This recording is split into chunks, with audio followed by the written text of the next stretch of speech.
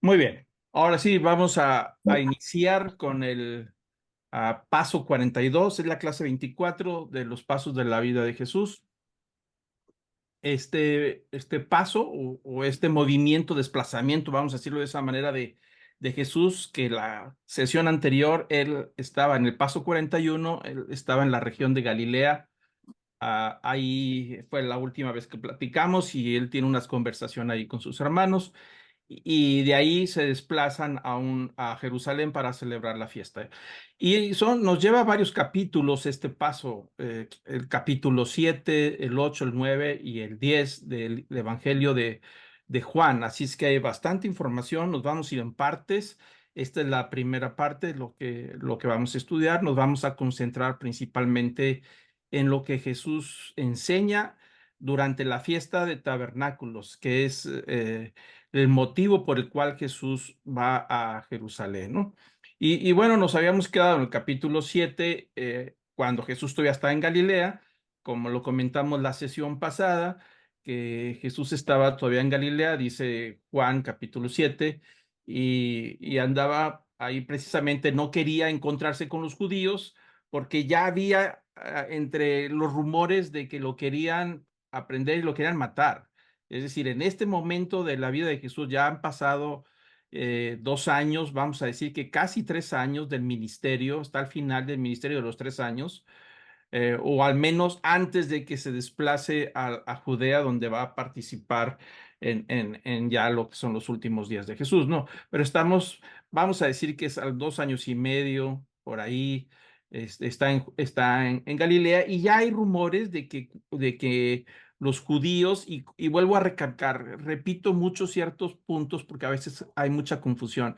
Cuando se refiere en el Nuevo Testamento a los judíos, se está refiriendo a esa casta religiosa de Judea, que son los que dominan el templo, juntamente con los sacerdotes, los escribas, y toda esa élite que son los que van dirigiendo los rumbos del pueblo de Israel, ¿no? Pero entonces ya había los rumores de que querían aprender a Jesús porque incomodaba por sus enseñanzas, por sus dichos, sacudía todo el sistema religioso. Pero vamos a ver a partir ya del capítulo 7 en adelante, vamos a ver encuentros de Jesús con toda esta casta, encuentros mucho más fuertes, hasta que hay toda una culminación de enseñanza y un enfrentamiento muy fuerte ya en la última semana de la vida de Jesús. Pero aquí estamos básicamente a unos meses antes de que lo aprendan.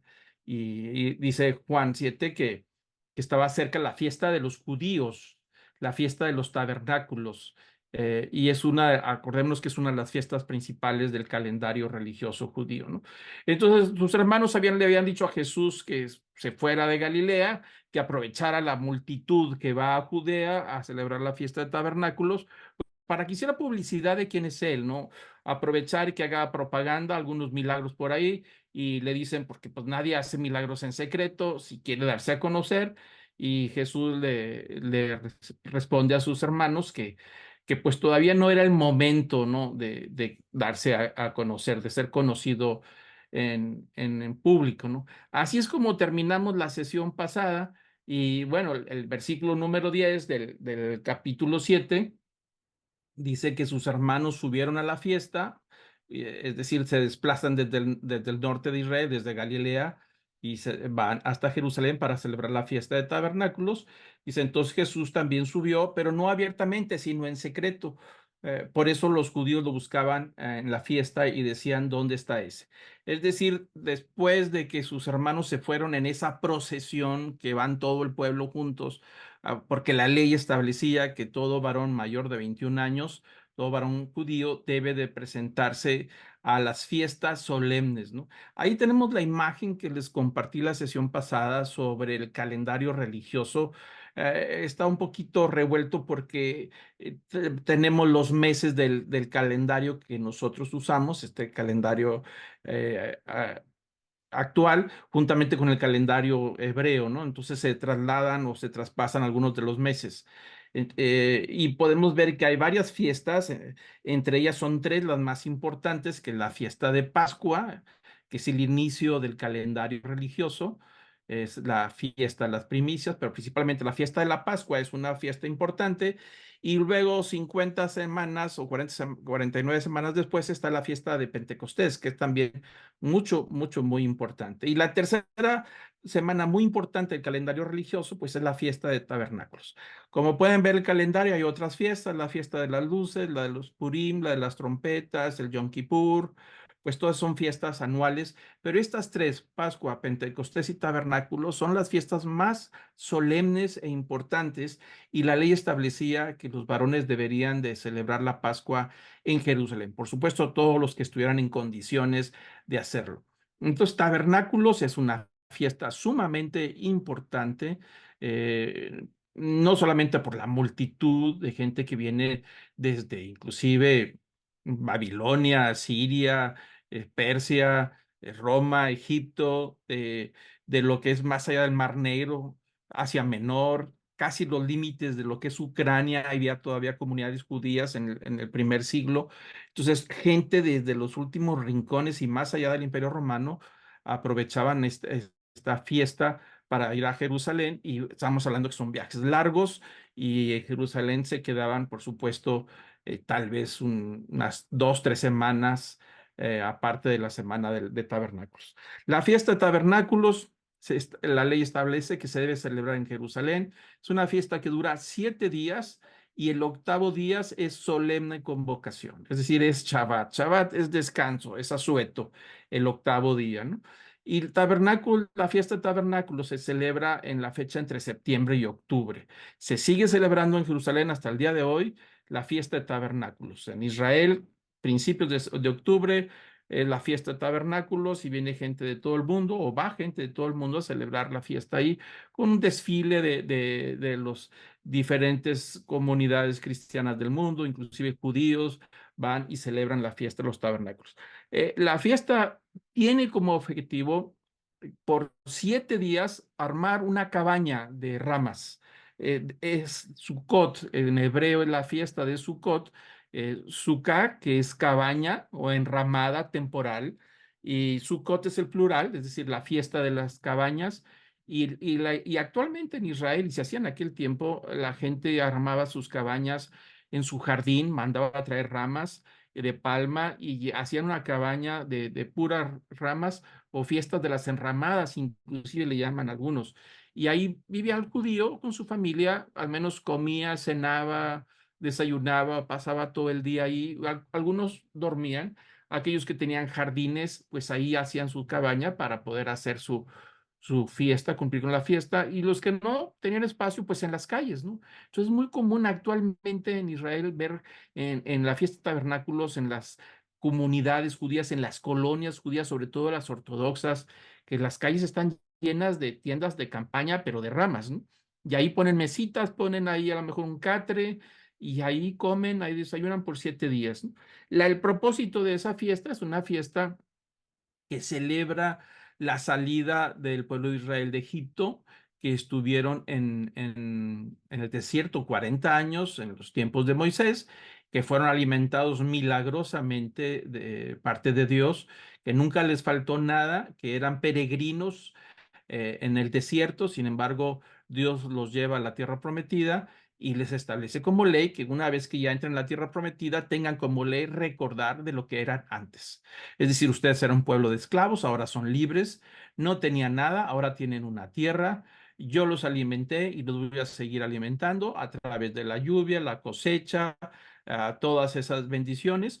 Y quiero que establezcan como ley perpetua de que celebren cada año lo que antes eran y lo que son ahora, y lo que yo he hecho por ustedes. Es un recordatorio de gratitud, es una fiesta donde inclusive había la fiesta de la alegría por la ley, por lo que Dios hizo, de que ahora eran libres. Entonces es una fiesta nacional muy importante en aquel tiempo, y todavía ahora pues sigue todavía, no con los rituales, porque ya no está el templo de lo que había en el Antiguo Testamento o en los tiempos de Jesús, y ahora pues solamente queda como celebración litúrgica. Pero en los tiempos de Jesús pues había toda una serie de rituales. Es una fiesta también que le llaman la fiesta de la cosecha, porque estamos hablando ya al final del verano, los últimos frutos, los árboles frutales daban dos cosechas, los primeros frutos que es a final de la primavera y los últimos frutos que es finales de septiembre, principios de octubre. Y es muy importante porque esa cosecha de los últimos frutos pues les va a dar el alimento para todo el invierno, porque el invierno pues no hay nada hasta que aparezca la fiesta de Pentecostés, la fiesta de Pascua, más la primera cosecha en Pentecostés. Entonces ahí donde es un momento muy importante de alegría porque acaban de cosechar, Dios los ha bendecido, tienen suficiente alimento para pasar el invierno.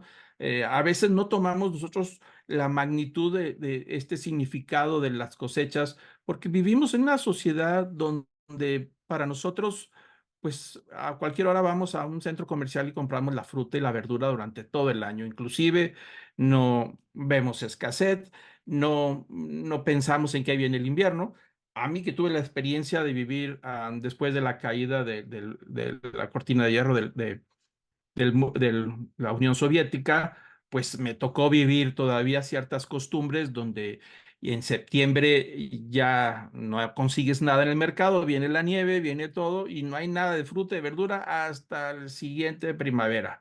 Y me tocó que la gente me decía, oye, no vas a hacer conservas, no vas a guardar papas, no vas a guardar cebollas. Dije, no, no, después.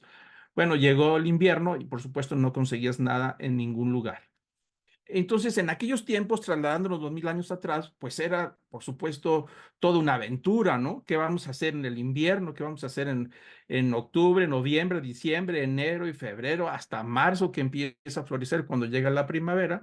Entonces, son meses muy difíciles donde puede presentarse una hambruna, porque si no llovió en el verano, si no hubo una buena cosecha, pues están en aprietos, por supuesto. Los animales no tienen alimento, no hay nada en lo que se pueda, los granos para poder hacer el pan y todo lo que representa. Entonces es una fiesta de gratitud, es una fiesta de muchísima alegría por haber cosechado, por la bendición de Dios y por supuesto, pues como les acabo de decir, es la fiesta de los últimos frutos, la última cosecha, y son 7 días, ¿no? Entonces, el último día hay toda una celebración donde todos tenían que asistir el octavo día, y es en esta fiesta donde van los hombres, como les acabo de comentar, de diferentes partes, a reunirse en Jerusalén. Jerusalén, una ciudad que tiene durante el año alrededor de unos 60, 70 mil habitantes en estas fechas, pues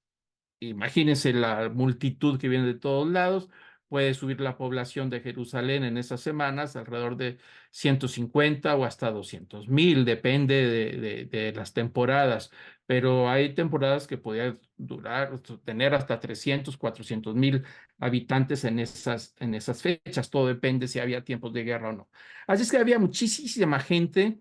El comentario de Jesús de que no quiere ir porque no ha llegado su hora es algo que vamos a estar leyendo constantemente en que se repite que no ha llegado la hora. Finalmente Jesús va, pero va después desfasado del grupo que salen de peregrinos de Galilea y van a Jerusalén porque se iban en grupos todos por cuestiones de seguridad y llegan todos a la fiesta y Jesús llega a la mitad de la fiesta después y llega así de discreto, es decir, de bajo perfil, de acuerdo a lo que dice el versículo 10, porque sabía que lo andaban buscando, ¿no? Entonces Jesús ya sabe que lo andan buscando, ha tenido enfrentamientos con los fariseos, con los saduceos, ha incomodado a todo el sistema religioso de Israel, les ha hablado sus verdades, les ha mostrado en los errores que andan y en el pecado en que se encontraban de manipular al pueblo de Israel, a los saduceos. También acuérdense que hablamos algo también de eso. Y ha venido a sacudir las raíces, el sistema religioso desde la raíz, ¿no? Empezando de aquella limpieza del templo de Jerusalén que echó fuera a los mercaderes, ¿no? Entonces ahí está, Jesús entra a la fiesta de tabernáculos y vamos a ver las conversaciones que tiene, lo que sucede, que me parece interesante. Nos vamos a ir por partes porque hay mucha información, así es que hoy vamos a tocar nada más lo que sucede en esta conversación en la fiesta de tabernáculos principalmente, ¿no? Dice el versículo 12 de Juan 7, 12. 7, versículo 12, que había mucha murmuración entre la gente acerca de Jesús.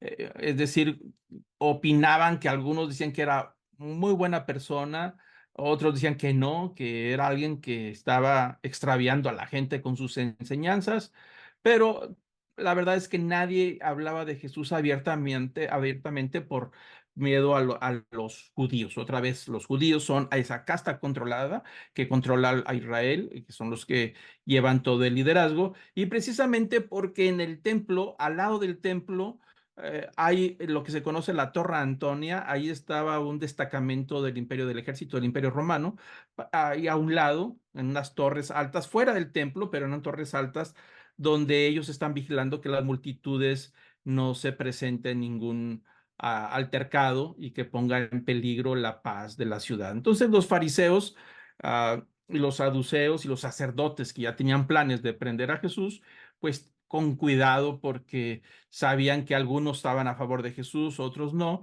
y no querían prenderlo, o al menos querían prenderlo a escondidas, como lo vamos a ver un poquito más, en secreto, lo vamos a ver más adelante, que ya están los planes en esa fecha. Pero acuérdense, Tabernáculos es la última celebración de Jesús, es mediados de octubre o finales de septiembre, y luego viene noviembre, diciembre, enero, febrero, marzo y abril, y ahí está Pascua. Esa es la Pascua donde Jesús iría por última vez, ahí sería prendido y ahí sería crucificado. Entonces, estos eventos tienen que ver con unos cuantos meses antes de que Jesús sea crucificado. Toda esta información se va haciendo cada vez más candente en los temas que vamos a ver con los encuentros que Jesús tiene con todo el sistema religioso, ¿no? Entonces ahí vemos que algunos ya estaban opinando acerca de él, ¿no?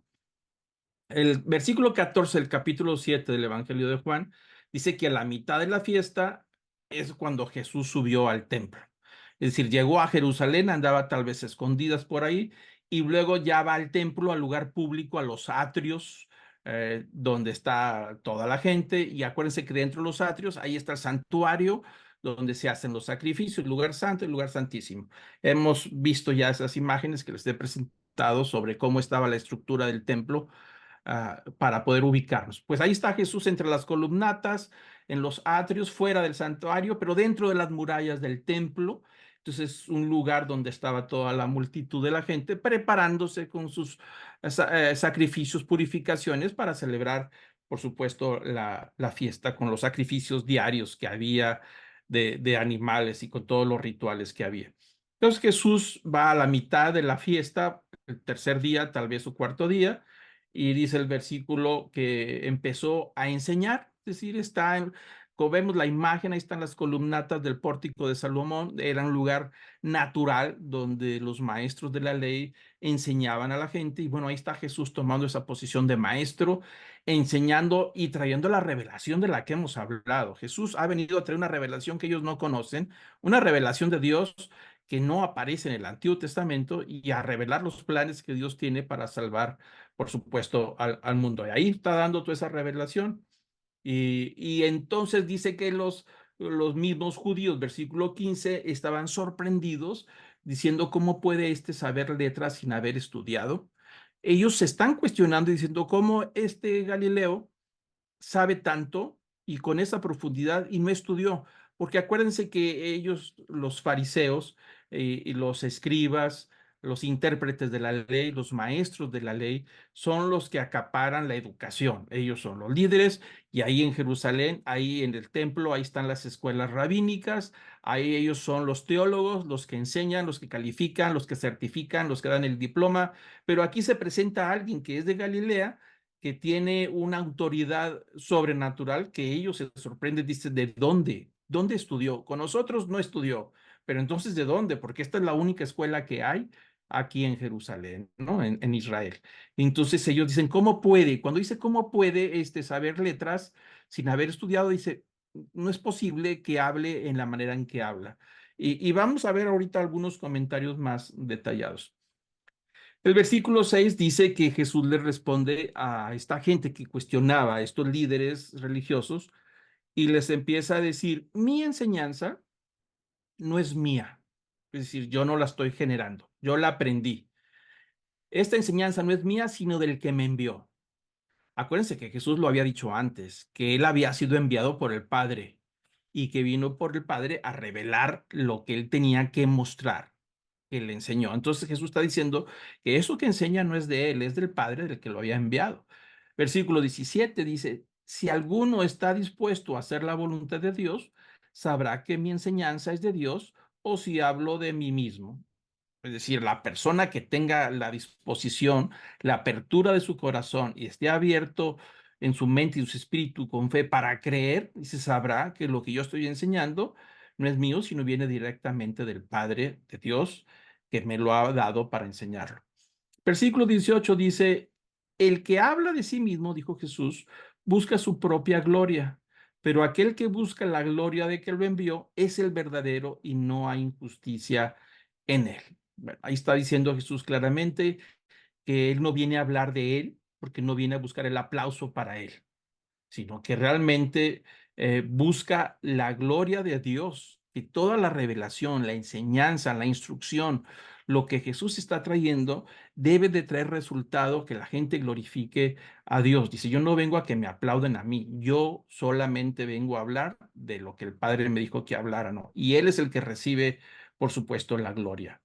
Y el versículo 19 dice, no les dio Moisés la ley y sin embargo ninguno de ustedes la cumple. ¿Por qué me quieren matar? Estas palabras se las está diciendo a los fariseos, de los que ellos cuestionan la enseñanza de Jesús, de dónde sacó la enseñanza.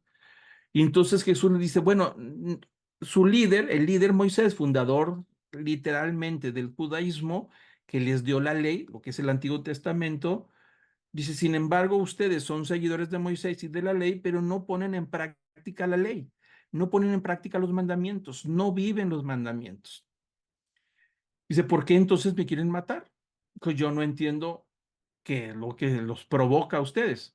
Bueno, pues es un hecho que lo que estaba provocando que lo quieren matar es porque Jesús vino a mostrar y a mostrarlos públicamente a ellos como alguien que prefería las tradiciones antes que cumplir la ley y los mandamientos que Dios había mandado. Algo que comentamos en las sesiones pasadas acerca de uno de los encuentros candentes que Jesús tuvo con ellos, donde les empezó a decir que eran hipócritas, porque por un lado eran meticulosos para la observancia religiosa, cumplir con todo, pero su corazón estaba muy lejos de cumplir la voluntad de Dios, a tal punto que ponían más valor a las tradiciones que cumplir el mandamiento, ¿no? Entonces Jesús ahí les cuestiona porque sabe, nos damos cuenta que Jesús ya está enterado claramente, ellos ya lo saben y ya se aclaró el asunto. Ellos lo quieren matar y Jesús les pregunta, ¿por qué me quieren matar? ¿Por qué se quieren deshacer de mí, no? Entonces, bueno, sigue el tema en el versículo 20. La gente que lo rodeaba a Jesús le contesta, dice, tienes un demonio. Dice, ¿quién te quiere matar? Jesús le respondió, una sola obra hice y todos se admiran. Por eso Moisés les ha dado la circuncisión, no porque sea de Moisés, sino de los padres. Y en el día de reposo ustedes circuncidan al hombre, y si para no violar la ley de Moisés, un hombre recibe la circuncisión aún en el día de reposo. ¿Por qué están enojados conmigo? ¿Por qué? Porque sané por completo a un hombre en el día de reposo. No juzguen por la apariencia, sino juzguen con juicio justo. Bueno, aquí Jesús está hablando del tema de que su última visita a Jerusalén, que ya lo comentamos en las sesiones pasadas, Jesús sana a una persona que había estado paralítico, enfermo, y lo había sanado en el lago, la fuente de Betsabé. Es un estanque, una fuente que había ahí, y había muchos enfermos, y de acuerdo a lo que habíamos leído, había la tradición de que un ángel bajaba y movía el agua de la fuente, y el primero que llegaba alcanzaba sanidad. Pero una persona enferma que no podía ni moverse, estaba paralizado, Jesús le pregunta, ¿qué pasa contigo? O sea, y dice, pues, ¿cómo? No tengo quien me lleve. Entonces, quien me lleve a tocar el agua para sanar. Entonces Jesús ahí en ese evento lo sanó y dijo, levántate, toma tu camilla y vete. Entonces, eso se hizo un espectáculo porque era una fiesta de importante también, creo que era la fiesta de la Pascua, pero del año anterior. Entonces se hizo un escándalo, sobre todo entre los líderes religiosos, porque ese hombre que estaba ahí enfermo tenía años de estar ahí. Todo el mundo lo conocía, ahí cerca del templo, ahí en Jerusalén, y sabían que él estaba paralítico de muchísimos años. Sin embargo, ahora lo ven caminar y se hizo un escándalo porque le dijeron, ¿y cómo es que andas caminando? Dijo, pues un tal Jesús me sanó. Y se escandalizaron los fariseos, los líderes religiosos, porque lo había sanado en sábado. Y ahí estaba parte del problema, ¿no? No en una ocasión, sino en varias ocasiones acusaron a Jesús de quebrantar el sábado, es decir, de no cumplir con la ley que establecía que no podías inclusive ni siquiera ver al doctor en sábado. Hasta la fecha, los que han viajado a Israel saben que cuando llega el viernes a las 6 de la tarde o 6:30, ni siquiera los judíos ortodoxos pueden tocar los botones de un elevador. Siempre tienen gente que trabaje para ellos, para que les digan qué piso y no tener que ellos oprimir el botoncito del elevador, porque eso lo prohíbe la ley, ¿no? Entonces, ahí en los tiempos de Jesús también estaban así de exagerados, nadie podía hacer nada, y este paralítico que había sido sanado traía cargando su camilla, y por eso lo regañaron. Dice, ¿por qué traes la camilla si es sábado? No puedes cargar nada. Entonces, ahí empezaron los problemas porque Jesús sana a la gente en algunas ocasiones en sábado y lo acusaban de romper precisamente esa tradición y esa ley del sábado. Y entonces aquí Jesús está diciéndoles precisamente sobre por qué lo quieren matar y la gente le decía, algunos le decían que estaba endemoniado. Y le dice, ¿quién te quiere matar? Y Jesús le dice, pues una obra hice y se está refiriendo a ese milagro que sucedió ahí. Y todos se escandalizaron. Una obra hice, lo hice en sábado. Dice, y Jesús les da un ejemplo. Dice, Moisés les ha dado a ustedes la circuncisión, es decir, un rito de la circuncisión. Pero no es que Moisés haya sacado la circuncisión existía desde antes de Moisés, pero Moisés lo puso como ley.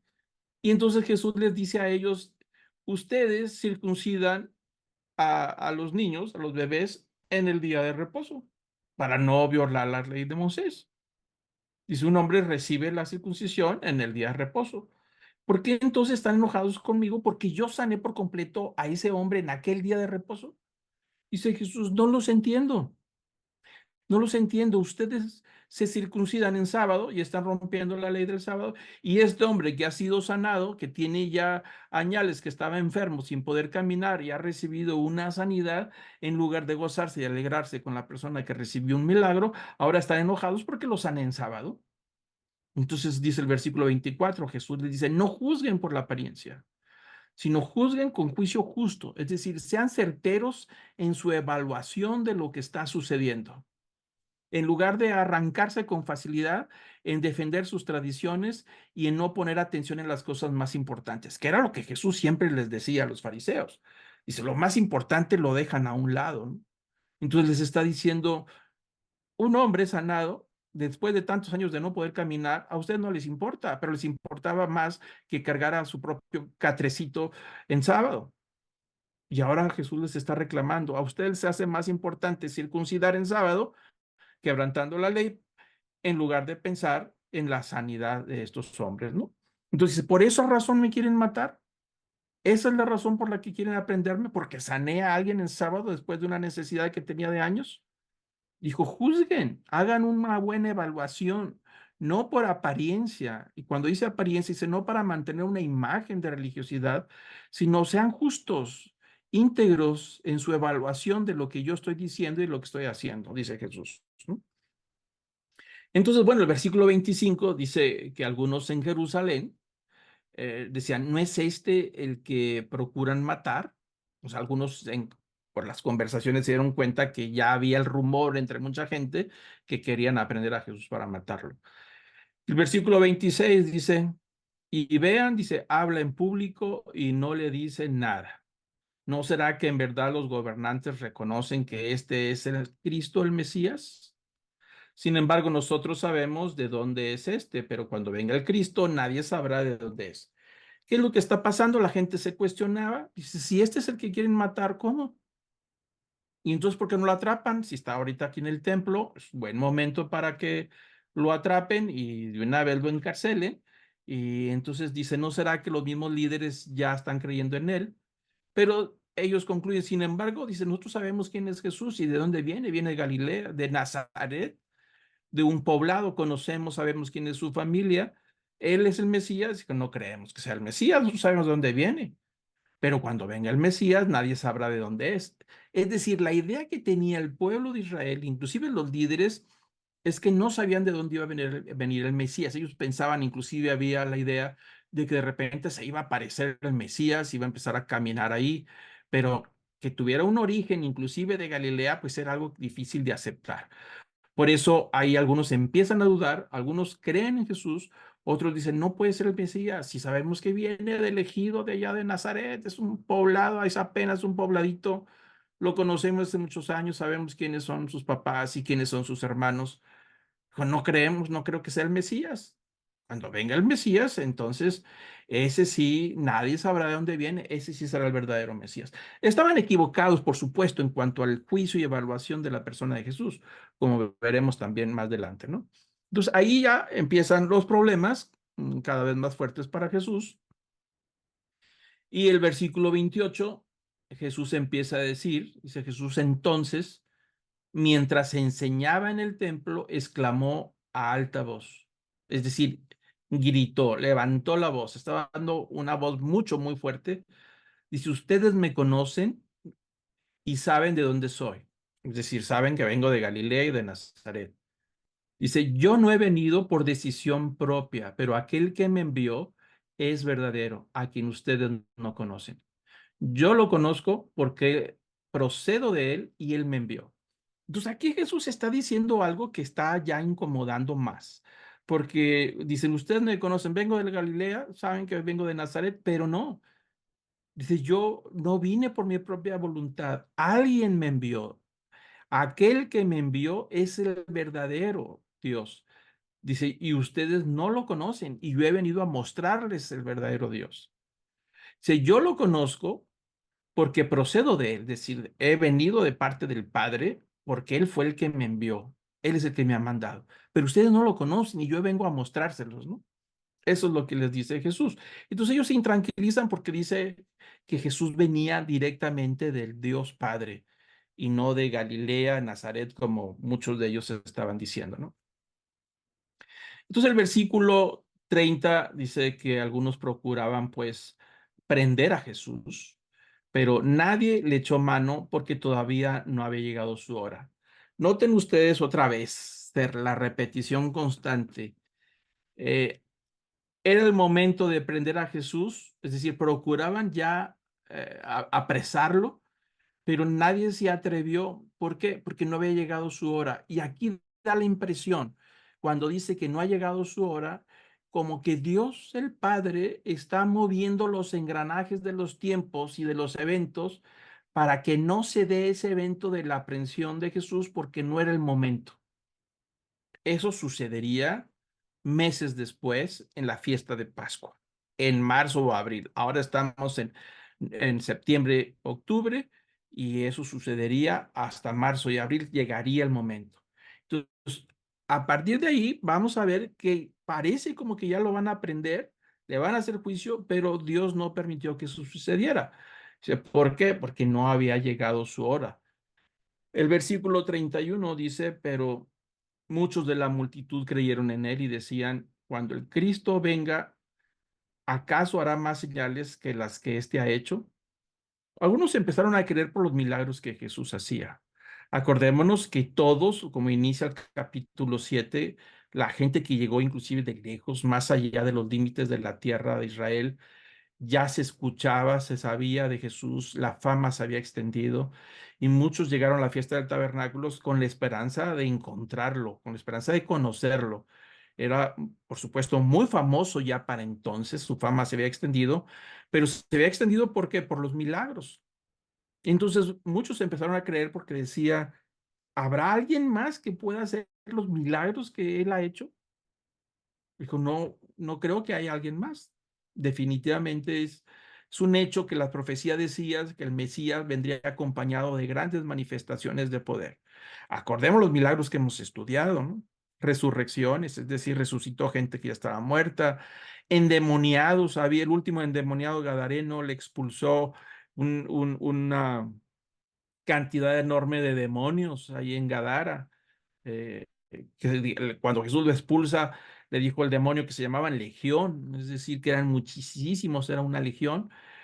Había caminado sobre el mar, había alimentado 5,000, luego 4,000 personas, sanidades, ciegos, cojos, todo eso había sucedido y por supuesto decían, ¿acaso podrá venir alguien más con esa manifestación del poder de Dios? Pues definitivamente debe de ser el Mesías, ¿no? Entonces, algunos están evaluando si había que seguirle o no, si era el Mesías que estaban esperando o no. ¿Por qué? Porque era innegable la cantidad de rumores que había, inclusive algunos de ellos fueron testigos de los grandes milagros. La gran mayoría de los milagros se hicieron en público, ¿no? O sea, no había manera de que estuvieran inventando todo esto, como la alimentación de los 5,000 más hombres, más mujeres y niños. Milagro tremendamente gigantesco. Entonces aquí ellos dicen, no creemos que podamos esperar a nadie más, debe de ser el Mesías. Entonces algunos ya empezaron a creer en Jesús, no todos, por supuesto, y de la grupo de los líderes, de la casta, de la élite dirigente, por supuesto, no todos, pero algunos empezaron a creer, como lo vamos a ver en un momento más, ¿no? Entonces, en el versículo 22, después de esta conversación, los fariseos oyeron a la multitud murmurando esas cosas acerca de él. Entonces los principales sacerdotes y los fariseos enviaron guardias para que lo prendieran. Es decir, después de darse cuenta que la gente empezó a creer, dijeron, ya es hora, necesitamos parar este asunto, porque cada vez más gente está creyendo en él y necesitamos detener este asunto porque nos puede generar muchísimos problemas. Aparte que el mensaje y predicación de Jesús siempre estaba exponiendo los malos caminos de los fariseos y de los sacerdotes y los saduceos. Los estaba exhibiendo públicamente, ¿no? Entonces ellos mandaron guardias para que lo prendieran. Son guardias del templo. En los tiempos de Jesús tenemos dos tipos de guardias. Los guardias del templo, que guardan la seguridad del templo, y por supuesto los soldados romanos, que ellos no se metían en asuntos religiosos a menos que hubiera un tumulto, una sedición o un problema que pudieran poner en peligro a los asuntos políticos e intereses de Roma y en Israel, en Jerusalén. Pero la guardia del templo se encargaba del orden del templo, de los atrios, por las multitudes de gente que estaban presentes esos días. Entonces, bueno, los sacerdotes, que son de la casta, son los de los líderes principales, pues mandan a una guardia, a un grupo de personas para que lo detengan. El versículo 33 dice que Jesús dijo, por un poco más de tiempo estoy con ustedes. Después voy a aquel que me envió. Me buscarán y no me hallarán, y donde yo esté, ustedes no podrán ir. En ese versículo 33, Jesús está hablando una vez más sobre una predicción de su persona. Esta es la número 8 que registran los evangelios. Y está hablando del día de la ascensión. Es decir, Jesús dice, por un poco de tiempo voy a estar con ustedes. Y está hablando básicamente del tiempo que le queda desde el mes, principios de octubre, hasta mediados de marzo o abril, cuando viene la Pascua, que va a ser entregado y luego es crucificado el famoso viernes de Pascua, ¿no? Y resucita el primero, el domingo en la mañana, ¿no? Y Jesús todavía estuvo después de la resurrección 40 días más. Por eso él dice, ya me queda poco tiempo de estar con ustedes. Ya estuve varios años predicando, enseñando en toda mi doctrina, mi enseñanza, y si ya me queda un poco de tiempo. Y si después de ese poco de tiempo, me voy a regresar a aquel que me envió. Acuérdense que acababa de decir que él había sido enviado por el Padre, que el tema de que era de Nazaret, de Galilea, no ese era el tema importante como la gente pensaba. Ustedes no están entendiendo. Yo no nací en esta tierra, o sea, aunque hay un cuerpo material, nació, pero su esencia, su divinidad, su persona está en la presencia del Padre y viene desde la eternidad. Es decir, voy a estar con ustedes un poco de tiempo y después me voy a ir, ustedes me andarán buscando y no me van a poder encontrar. Y donde yo esté, ustedes no podrán ir. Es decir, cuando Jesús se va a los cielos, a la presencia del Padre, a regresar de donde Él había venido, es decir, de la presencia de la eternidad hasta la eternidad. El Evangelio de Juan es muy claro. Dice que Jesús, el Verbo, se hizo carne y habitó entre nosotros. El mismo Dios se encarnó, tomó forma humana y habitó entre nosotros. Entonces Jesús está anunciando una predicción de su persona que sería en unos cuantos meses más que se daría ese evento, pero ellos no lo estaban entendiendo. Acuérdense que Jesús les habla y parece que les está hablando en otro nivel y ellos no entienden. Y el versículo 35 dice que decían entonces los judíos entre sí, ¿a dónde piensa irse este que no lo podemos encontrar? ¿Será acaso que quiere irse a la dispersión entre los griegos y enseñar a los griegos? ¿Qué quiere decir esto que ha dicho? Me buscarán y no me hallarán, y donde yo esté, ustedes no podrán ir. No estaban entendiendo, es un hecho que la gente no entendía que Jesús estaba hablando de que un día se iba a regresar al Padre de donde él había venido, que es la ascensión, que está registrado en el libro de los Hechos, ¿no? Después de la resurrección de Jesús, ¿no? Pero ahí ya está hablando acerca del futuro, ¿no? Y bueno, hay otra predicción que Jesús habla después de esa conversación. Dice el versículo 37, dice, en el último día de la gran fiesta. Aquí regresamos a la fiesta de los tabernáculos. Acuérdense que son 7 días de fiesta y el octavo es la santa convocación donde todos deben de asistir. Los días intermedios de la fiesta pues son santos, pero no tan santos como el primer día de la fiesta y el octavo. Aquí estamos hablando del día 7, porque la fiesta son 7 días, pero el extra, que es el octavo, esa es una santa convocación para una conclusión ahí final, pero realmente son 7 días.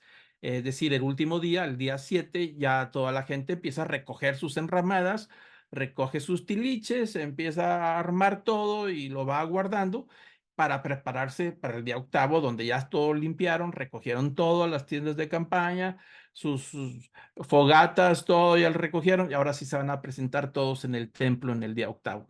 Esto que está narrando en el versículo 37 es el último día, el día 7 de la fiesta. Dice que Jesús, puesto en pie, exclamó en alta voz, si alguien tiene sed, que venga a mí y beba. El que cree en mí, como ha dicho la Escritura, de lo más profundo de su ser brotarán ríos de agua viva. Ahora, ¿cómo entendemos esto? Para entender este versículo necesitamos comentar que la fiesta de tabernáculos, que está festejando el recordatorio, haciendo memoria de la vida que llevaron en el desierto, en el Sinaí por 40 años, donde Dios los alimentó, donde Dios se encargó de ellos, pues había también ahí otro evento que Dios les daba agua en forma milagrosa a través de una roca que Moisés había golpeado con su bastón y salió una fuente de agua y de ahí alimentaba o al menos satisfacía la sed de toda esta gente en el desierto, ¿no? Entonces era parte también de la fiesta. Desde el primer día de la fiesta de tabernáculos hasta el día 7, todos los días había sacrificios ahí en el templo. Sacrificaban animales y también salían unas procesiones de un sacerdote o el sumo sacerdote o uno de los sacerdotes principales con todos sus ropajes, tomaba una cantarito de oro que estaba dentro del templo, el lugar del santuario, y salía por los atrios acompañado por unos levitas con sus instrumentos musicales que iban detrás de él cantando salmos. Él iba adelante con el cantarito de oro, salía de los atrios del templo, salía del templo y se dirigía hacia la parte sur, como ven la imagen ahí en el mapa de la ciudad de Jerusalén, a un estanque que se llama el estanque de Siloé. Todos los días iba el sacerdote con su cantarito y los levitas cantando salmos de gratitud y alabanzas y la gente detrás de ellos en peregrinación, en procesión, alrededor de 500, 600 metros, tal vez, o 700, por ahí, no más. Y llegaba el sacerdote al estanque de Siloé, tomaba y llenaba el cantarito, que era alrededor de 1 litro, litro y medio, se regresaba con los cantos de alabanza, de gratitud, entraba a los atrios y luego entraba al templo y luego después entraba ahí donde está el lugar de los sacrificios y donde están haciendo el sacrificio de ese momento de los becerros, porque se sacrificaban becerros en esas fiestas. Al momento del sacrificio, que ponía el sacrificio en el altar con las brasas, ahí él empezaba a derramar el agua que trajo ahí alrededor de la fuente de Siloé. ¿Qué significaba ese ritual? Significaba que Dios les había dado un agua que estaba vida, que les daba vida, porque ellos vivían en el desierto. Y esa agua, el agua que les dio en el desierto venía de una piedra que Dios le dijo a Moisés, toca la piedra y va a salir agua para saciar su sed. Entonces, ese ritual se hacía todos los días. Pero el séptimo día, el final del día, era más grande. Es decir, era, vamos a decir, 3 veces más sacrificios, 3 veces más de los animales que se sacrificaban. Y venían acompañados ahora con unas trompetas de plata. Venían los levitas y con 3 trompetas de plata anunciando que iba el sacerdote a recoger el último día de la fiesta, la agua que tenía que recoger, y venían los cantos, la gente, había mucho más gente, porque era la conclusión de la fiesta, ¿no? Entonces era un momento muy, vamos a decir, religioso, con muchos de los rituales, y en ese último día, que había mucho más gente, que había más levitas, que había más trompetas de plata, sonando todo el camino, anunciando que venía el sacerdote con el agua para derramarla en el sacrificio, es decir, en el altar donde están los animales que están sacrificando, ¿no? Entonces es muy interesante que en ese día de la fiesta, con todos los tumultos, dice que Jesús se puso de pie cuando seguramente llegó el sacerdote con toda la corte que traía el cortejo, llega hasta el altar, donde no puede pasar la gente más que los sacerdotes y los levitas, y empieza a derramar, y Jesús se levanta delante de todos y empieza a exclamar a alta voz. Es decir, levantó la voz como de bocina a boca de jarro, con todas sus fuerzas, y empezó a decir, si alguien tiene sed, que venga a mí y beba. Por supuesto que esto está sacudiendo, porque está diciendo Jesús que Él tiene una agua que produce vida. El versículo 38 dice, el que cree en mí, como ha dicho la Escritura, de lo más profundo de su ser brotarán ríos de agua viva. Y entonces Jesús empieza a tocar una profecía muy interesante que viene en el libro de Isaías, donde decía que Dios mandaría esa agua en medio de un desierto seco que produciría vida en medio del sequedal, en medio del yermo, y que traería esa agua y traería vida una vez más, que era parte de la profecía, y ahorita la vamos a leer, ¿no? Entonces Jesús dice, yo soy esa agua de vida. El que tenga sed, venga a mí. El que crea en mí, se va a cumplir la profecía en él. Es decir, lo que la profecía decía, que de lo más profundo de su ser brotarían ríos de agua vida. Entonces Jesús dice, aquel que cree en mí, aquel que me recibe, yo lo voy a transformar de tal manera que voy a hacer una criatura nueva y voy a poner en el interior de él la fuente de agua viva, es decir, no desde afuera, sino desde adentro. ¿Qué es lo que hace el sistema religioso? Todo es un ropaje. Todas las observancias, los rituales, las fiestas de lo que ellos hacen es algo exterior. Pero como lo dijo Jesús a los fariseos en las sesiones pasadas, decían, ustedes, por un lado, hablan muy bonito con todo lo que dice la ley y sus tradiciones, pero su corazón está lejos de mí. Entonces, ese es parte del problema, que el sistema religioso puede uno cumplir con todas las observancias, pero generar una imagen, generar una apariencia de que todo está bien de bondad, cuando el corazón puede estar podrido y contaminado. Entonces Jesús les está diciendo a toda esta gente en el último día de la gran fiesta, del ritual del agua, del estanque de Siloé, con el sumo sacerdote o el sacerdote, él se levanta cuando todos están silencios, quietos, porque va pasando el sacerdote con el agua, y Jesús se levanta. Dice, el que tenga sed, en lugar de ir a un ritual, ir al estanque de Siloé para poder ir y cumplir con el requisito de la observancia. Dice, el que tenga sed espiritual, venga, el que crea en mí, la promesa de la Escritura se va a cumplir. Desde el interior van a brotar los ríos de agua viva, no desde afuera. Y eso es lo que Jesús vino a traer. Acuérdese cuando estuvo Jesús con la samaritana. ¿Qué le dijo a la samaritana? Le dijo precisamente eso, que él era el fuente de agua de vida. Dice, si tú supieras quién te está hablando, tú me pedirías agua a mí y el agua que yo te daré nunca volverás a tener sed jamás, porque el agua que yo te doy es para vida eterna.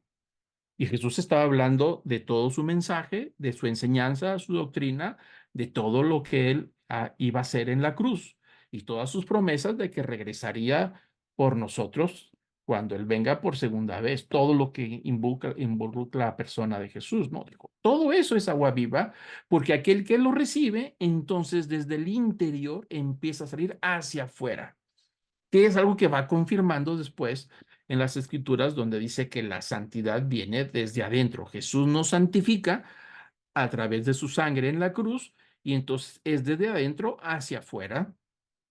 Es decir, nuestra manera de vivir es la que vivimos en una manera santa y entonces todo lo demás es lo que debe de vivir de una manera correcta. Entonces Jesús dice que el que crea en él, dice pero me gusta la palabra de la profundidad, es decir, no desde la mente, sino de la profundidad de nuestro ser. Ahí se va a generar a borbotones, algo que Jesús está sembrando, algo nuevo, ríos de agua viva, es decir, una fuente, un ojo de agua, por decirlo así, no es agua estancada, es agua corriente, viva, fresca, que da vida a todo lo que toca, ¿no?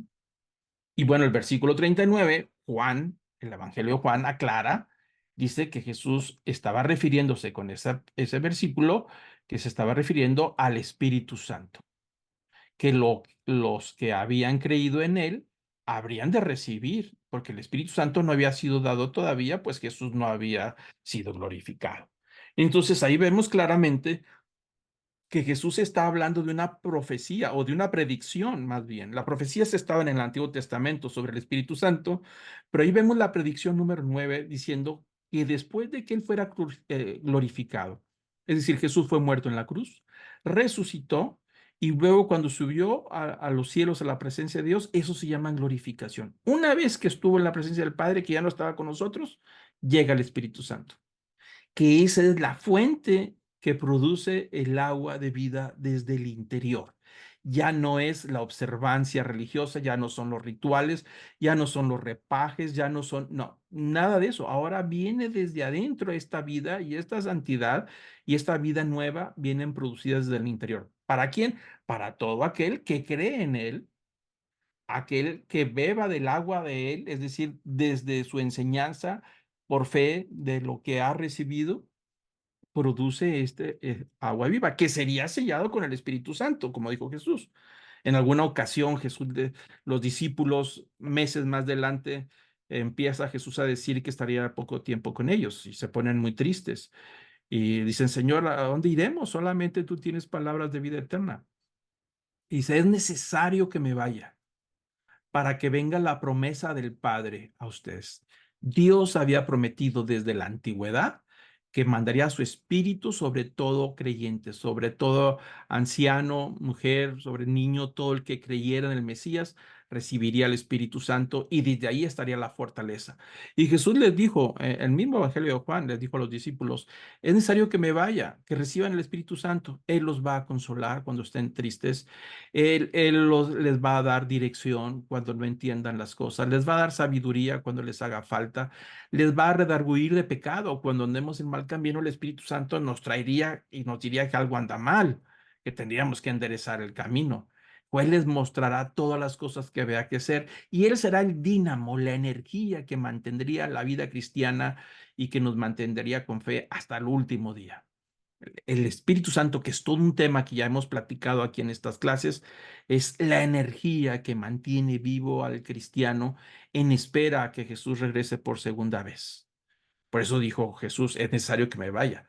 Y ahí hace referencia a Jesús acerca de que esta agua viva de la que está hablando, que el que cree en él va a recibir de la Escritura, como dice, va a recibir esa agua de vida que va a brotar desde el interior se refería a la promesa del Espíritu Santo que llegaría en una fiesta, precisamente en la tercera fiesta, que es la fiesta de Pentecostés, que sería, por supuesto, la siguiente fiesta del siguiente año. Aquí estamos en la fiesta de tabernáculos, finales de septiembre, principios de octubre.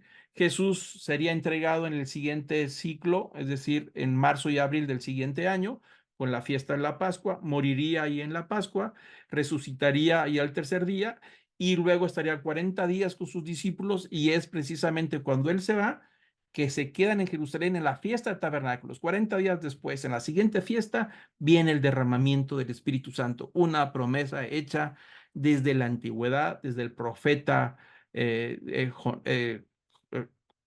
ya se me olvidó el nombre de este profeta, eh, Joel, perdón, el profeta Joel, que anunciaba que en los últimos tiempos derramaría su espíritu sobre toda carne y más de las promesas que habría más adelante. Y aquí estamos, una de las profecías de Isaías 44:3. Dice el profeta Isaías 650 años antes de que naciera Jesús.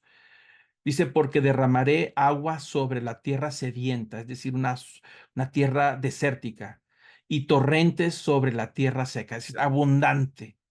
Derramaré mi espíritu sobre tu posteridad y mi bendición sobre tus descendientes. Y ahí está la promesa de derramar el Espíritu Santo que vendría en los tiempos del Mesías. De ahí vemos ahí ese momento especial que Jesús aprovechó para traer una de las grandes enseñanzas acerca del Espíritu Santo en uno de los rituales de la fiesta de los tabernáculos. Y seguimos con la narración. El versículo 40 dice que entonces, después de este evento de que Jesús acude a las multitudes con el tema de agua de vida, dice que algunos de la multitud, cuando oyeron estas palabras, decían, verdaderamente, este es el profeta, es decir, el que estaban esperando. Otros decían, es el Cristo, pero otros decían, ¿acaso el Cristo ha de venir de Galilea? ¿No ha dicho la Escritura que el Cristo vendría de la descendencia de David y de Belén, la aldea donde era David?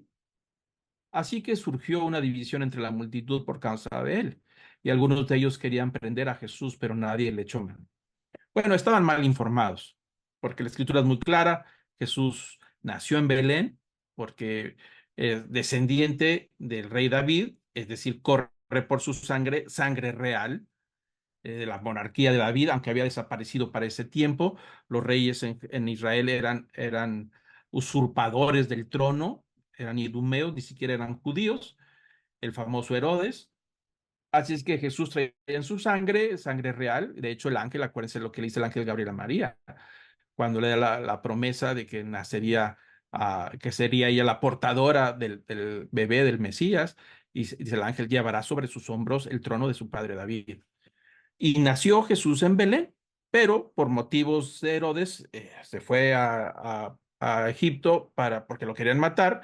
Y después de que murió ese Herodes que lo quería matar, se van a vivir a Nazaret, de donde vivía José precisamente y María. Y bueno, la gente se quedó con la idea de que Jesús era de Nazaret, que había nacido en Nazaret, pero la realidad es otra. Entonces ellos ignoraban esta realidad de que Jesús verdaderamente era descendiente de David y había nacido ahí en Belén. Y bueno, empezaron los problemas por causa de Jesús. Querían prenderle, pero no se atrevían.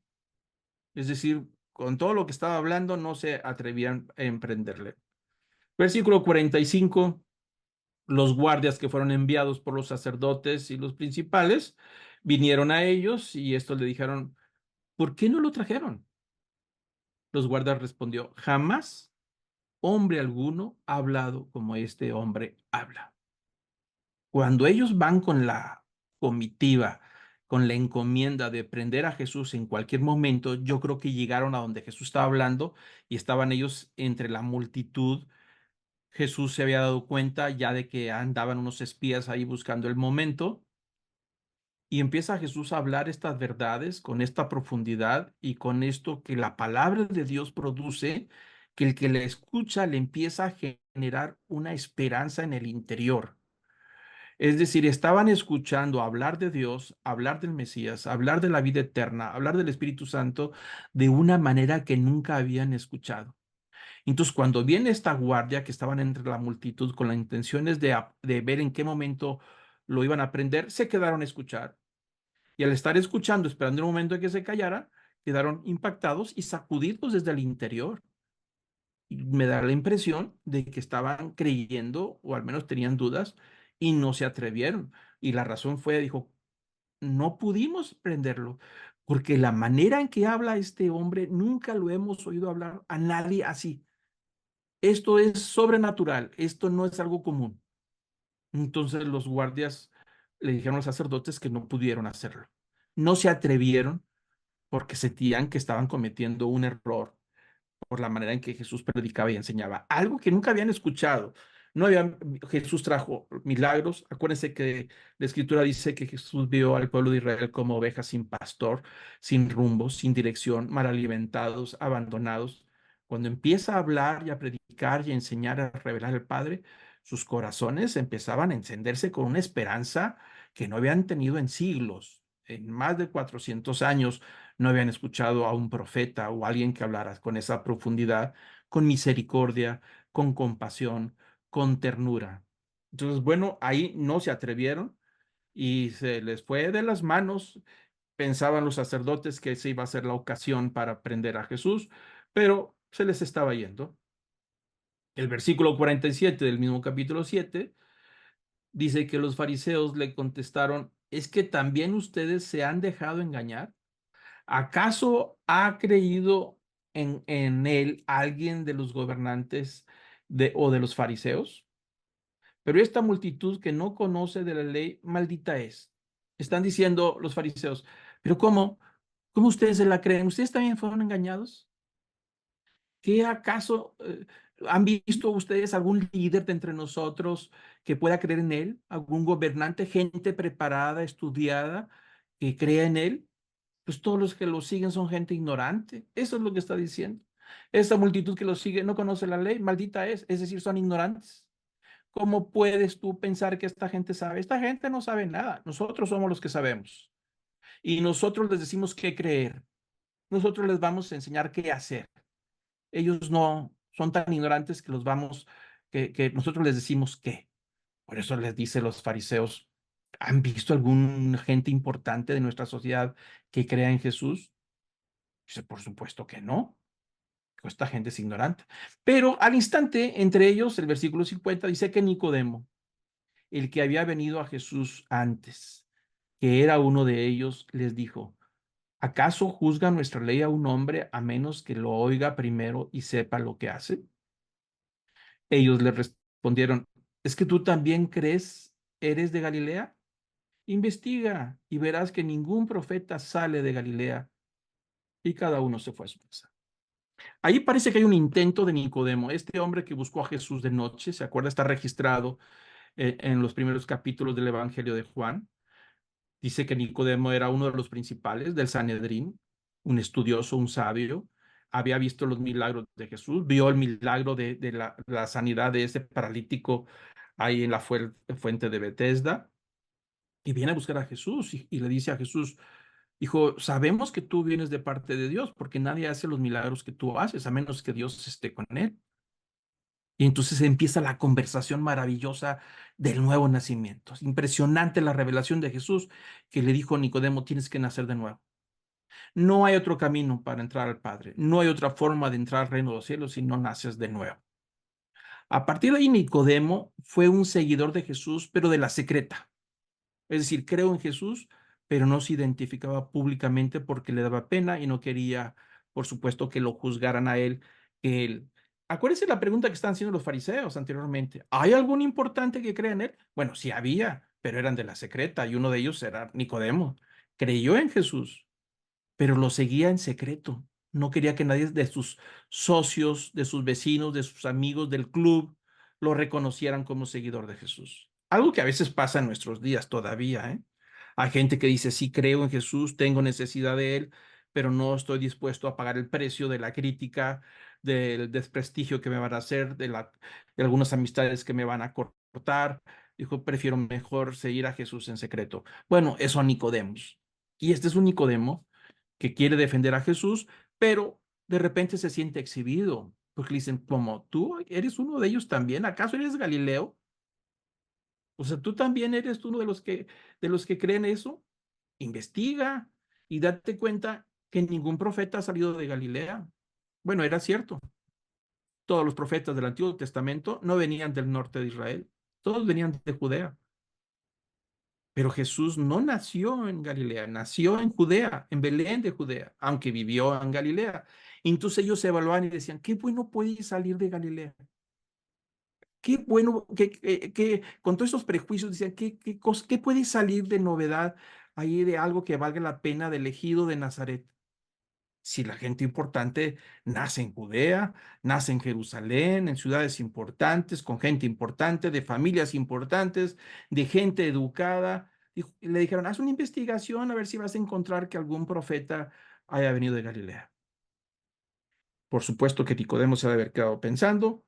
Sabemos que él siguió a Jesús a escondidas, en secreto, se quedó callado, no pudo hacer nada, le daba quizá, le preocupaba más que lo reconocieran como un seguidor que crea a Jesús en secreto, lo sigue en secreto, y por esa razón mejor se quedó callado. Dice el versículo 53, cada uno se fue a su casa. Y bueno, ahí termina el parte del problema. Voy a ir concluyendo con esto. Dice, voy a brincar esta parte, lo vamos a ver la próxima semana, pero quiero concluir con otro de los temas que aparece en el versículo 12 Ajá. Dime de, si te puedo ayudar con otra cosa. perdón, se encendió por ahí algo. Bueno, el Evangelio de Juan capítulo 8, ya estamos en el capítulo 8. Jesús les habló otra vez diciendo, yo soy la luz del mundo, el que me sigue no andará en tinieblas, sino que tendrá la luz de la vida. Entonces los fariseos le dijeron, tú das testimonio de ti mismo y tu testimonio no es verdadero. Aquí hay algo interesante sobre esto, ya para terminar. El último día, es decir, la fiesta solemne de los tabernáculos, regularmente todos los días había unas candelabros, es decir, los de 7 brazos que ellos encendían en señal de la fiesta, que representaba aquel fuego que estaba en el tabernáculo mientras ellos vivieron en el desierto. Acuérdense que Dios les dio un tabernáculo, lo construyeron y dice la escritura que había una columna de fuego arriba del tabernáculo que estaba marcando la presencia de Dios en el pueblo de Israel. Bueno, en la fiesta de tabernáculos, precisamente los candelabros, había unos candelabros gigantescos, había uno adentro del santuario, del templo, que siempre estaba encendido y que representaba la presencia de Dios. Pero en la fiesta de tabernáculos había 4 tabernáculos gigantescos, enormes, que estaban encendidos toda la noche y representaba esa luz de la presencia de Dios en el desierto. Era al final ya de la Santa Convocación, al final ya habían recogido todas las enramadas, todas las tiendas de campaña, ya era la conclusión, había muchísimos salmos, músicos, trompetas, alabanzas, sacrificios, adoración, y el sacerdote, el sumo sacerdote al final empezaba ya a encender todos estos candelabros para poder recordar la presencia de Dios. Y estando ahí a la conclusión final, una vez que terminó el ritual, que estaban todos en silencio y quietos ya para la conclusión, para que cada quien se vaya a su casa, una vez que el sacerdote termina las últimas palabras, Jesús habla otra vez delante de todos, se pone de pie, todos quizás estaban de rodillas y les dice, yo soy la luz del mundo. El que me sigue no andará en tinieblas, sino que tendrá la luz de la vida. Entonces los fariseos le dijeron, tú das testimonio de ti mismo y tu testimonio no es verdadero. Esta es la segunda vez en el libro de Juan cuando Jesús dice, yo soy. ¿Se acuerdan de los famosos yo soy? Y Jesús está hablando el segundo yo soy la luz del mundo, es decir, aquella profecía que decía que el Hijo de Dios sería la luz que traería a la revelación, que traería la vida a todos los que vivían en obscuridad. Entonces Jesús fue sacudiendo con sus palabras, dice, yo soy la luz del mundo y el que me sigue jamás andará en ignorancia o en tinieblas, sino que tendrá la luz de la vida. Y eso me recuerda las palabras cuando Jesús nació, que lo llevaron al templo para hacer los sacrificios de la purificación de María y el día de la presentación de Jesús en el templo. Había un anciano, ahí en Lucas 2 registra una historia muy interesante, un anciano que esperaba ver la venida del Mesías y dice que tomó al niño, a Jesús en los brazos, este anciano, y dijo, ahora, Señor, despide a tu siervo en paz, conforme a tu palabra, porque han visto mis ojos tu salvación. Es decir, referían a Jesús como salvación. Versículo 31, la cual has preparado en presencia de todos los pueblos. Y dice de Jesús, luz para revelación de los gentiles y la gloria de tu pueblo Israel. Ahí estaba una profecía desde que Jesús nació, de que él sería luz de revelación para los gentiles. Y Jesús en ese último momento, antes de despedirse todos y de irse a su casa, al concluir final, después de los rituales finales, Jesús se levanta y dijo, yo soy la luz del mundo. Y cuando dice luz del mundo, dice la luz de todos, no nada más del pueblo de Israel. Y todo aquel del mundo que me sigue, que cree en mí, jamás andará en tinieblas, sino que lo traeré la luz de la vida, lo tendrá la luz de la vida, es decir, la luz que procede del Padre, como dijo el capítulo 1 del Evangelio de Juan que estamos leyendo. Y hace la referencia el versículo 4, el Evangelio de Juan, acerca del verbo que se hizo carne. Y dice acerca de este verbo, que es Jesús, en él estaba la vida, y la vida era la luz de los hombres. Y la luz brilla en las tinieblas, y las tinieblas no la comprendieron. Existía la luz verdadera, dice el versículo 9 de Juan 1, que al venir al mundo alumbró a todos los hombres. Y ahí está Jesús en esa segunda declaración de yo soy la luz del mundo. Para todo aquel que se acerque, recibirá la luz de la iluminación, del conocimiento de la verdad, la revelación, que la palabra produce vida, y si esta luz les dará la vida eterna, ¿no?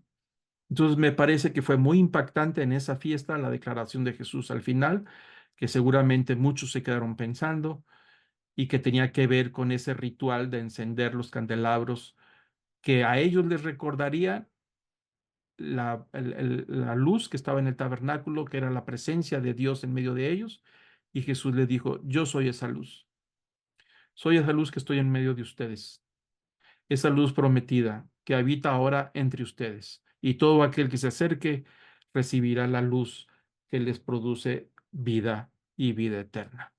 Bueno, yo voy a pedir ahora que para concluir, continuaremos la semana que entra con más temas de la enseñanza de Jesús en Jerusalén.